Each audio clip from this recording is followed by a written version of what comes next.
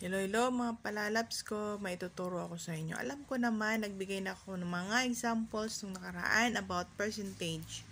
Pero syempre, another example naman to para may matutunan kayo, may share ko sa inyo, 'di ba? Ito 'yon, examples para sa mas mabilis na solusyon, ito lang.